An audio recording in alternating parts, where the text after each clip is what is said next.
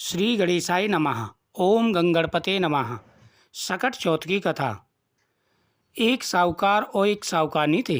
वह धर्म पुण्य को नहीं मानते थे। इसके कारण उनके कोई बच्चा नहीं था।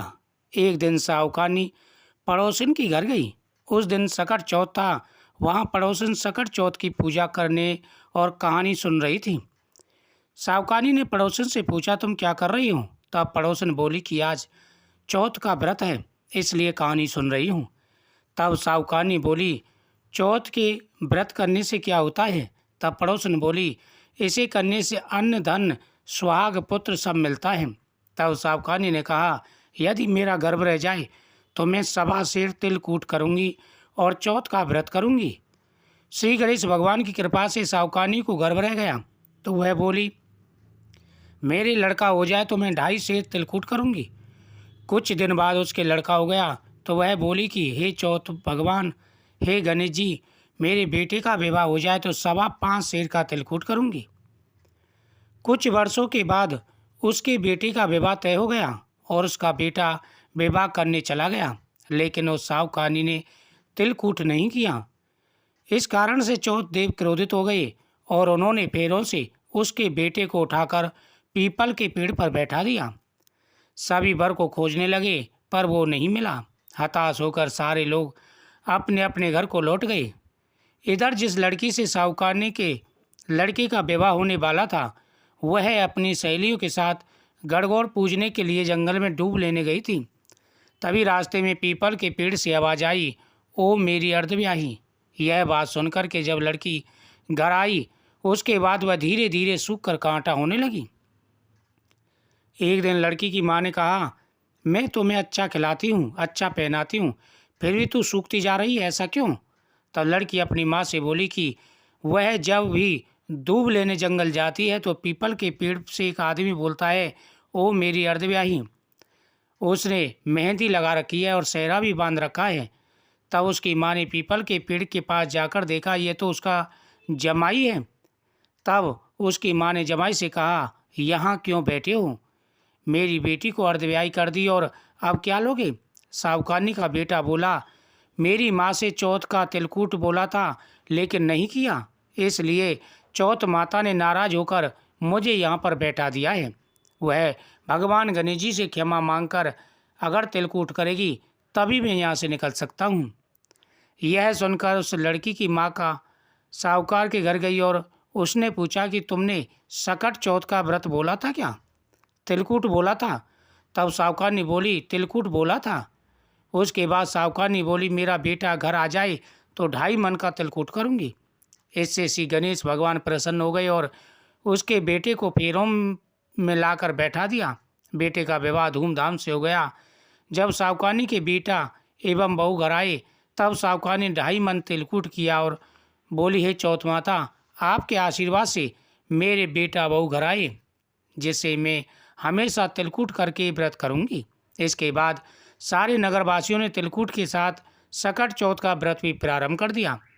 हे सकट चौथ माता, जिस तरह साहूकारनी के बेटे को बहू से मिलाया, वैसे हम सबको मिलाना, हमारे बेटों की रक्षा करना, इस कथा को कहने सुनने वालों का भला करना। बोलो सकट चौथ माता की जय। प्राचीन समय की बात है। सकट चौथ माता की ये दूसरी कथा है, ध्यान से सुने। जब भगवान गणेश जी की पूजा कर लें, भगवान गणेश जी के सामने दीपक जला लें और दीपक जलाने के बाद में इस कथा का श्रवण करें, भगवान हर मनोकामना पूरी करते हैं, धन दौलत बढ़ते हैं। एक बार महादेव जी पार्वती जी सहित नर्मदा के तट पर गए। वहाँ एक सुंदर स्थान पर पार्वती जी ने महादेव के साथ चौपड़ खेलने की इच्छा की। तब शिव जी ने कहा, हमारी हार जीत का साक्षी कौन होगा? पार्वती ने तत्काल वहाँ की घास के तिनके बटोर का एक पुतला बनाया और उसमें प्राण प्रतिष्ठा करके उससे कहा, बेटा, हम चौपड़ खेलना चाहते हैं, किंतु यह हार जीत का साक्षी कोई नहीं, अतः खेल के अंत में तुम हमारी हार जीत के साक्षी होकर बताना कि हम में से कौन जीता कौन हारा। खेल आरंभ हुआ। देव योग से 3 बार पार्वती जी जीती। तब अंत में बालक ने हार जीत का निर्णय कराया गया तो उसने महादेव जी को विजयी बताया। परिणाम स्वरूप पार्वती जी ने क्रुद्ध होकर उसे एक पाँव से लंगड़ा होने और वहाँ के कीचड़ में पड़ा रहकर दुख भोगने का श्राप दिया। बालक ने विनम्रतापूर्वक कहा, माँ, मुझसे अज्ञानतावश ऐसा हुआ है। मैंने किसी कुटिलता या देश के कारण ऐसा नहीं किया, मुझे क्षमा करें। तब माता पार्वती को दया आई और बोली कि यहाँ नाग कन्याएं गणेश पूजन करने आएंगी, उनके उपदेश से तुम गणेश व्रत करके मुझे प्राप्त करोगे। इतना कहकर वे कैलाश चली गईं। 1 वर्ष बाद वहाँ पर नाग कन्याएं गणेश पूजन के लिए आईं। नाग कन्याओं ने गणेश व्रत करके उस बालक को भी व्रत की विधि बताई। तत्पश्चात बालक ने 12 दिन तक श्री गणेश जी का व्रत किया और भगवान गणेश जी की कृपा से वह पहले जैसा हो गया और भगवान गणेश जी की कृपा से उसे हर प्रकार का शारीरिक जो कष्ट था वो दूर हुआ और उसकी हर मनोकामना पूरी हो गई। प्राचीन समय की बात है, राजा हरिश्चंद्र के राज्य में एक कुमार था। कुमार नियमित रूप से बर्तन पकाया करता था राजमहल के लिए। एक बार राजा की लड़की का विवाह था। साहूकार की लड़की का विवाह था। उसने राजा हरिश्चंद्र से कहा कि महाराज, मुझे बर्तन चाहिए। साहूकार पैसे वाला था। राजा हरिश्चंद्र ने कुमार से कहा कि साहूकार की बेटी के विवाह के लिए बर्तन पकाने की तैयारी करूं और समय पर बर्तन पक जाने चाहिए। अगर समय पर बर्तन नहीं पके तो तुम्हें बड़ा कष्ट होगा। उसने राजा की बात सुनकर के आवा लगाना प्रारंभ कर दिया, लेकिन हर बार आवा पक जाता था। इस बार आवा पका ही नहीं।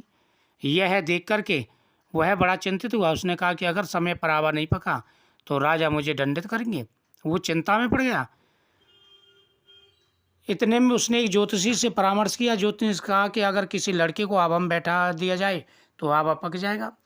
अब कुमार ने कहा कि अगर मैं किसी के लड़के को बैठाऊंगा तो कोई मुझे जीवित नहीं छोड़ेगा। वहाँ पर एक गरीब औरत का लड़का जा रहा था। एक बुढ़िया माई थी जिसकी कोई नहीं था और वो गरीब थी बेचारी, लेकिन सकट चौथ का व्रत रखती थी। उसा जो कुमार था उसके लड़के को बुलाया और उसको आवा में बैठा दिया। उसको पता नहीं था। उधर सकट चौथ का उस दिन व्रत था। उसकी माता ने व्रत रखा और बेटे के गले में उन्होंने हरी ध्रुवा बांधी थी। भगवान गणेश जी को पहना करके कहा कि इसे हमेशा साथ रखना।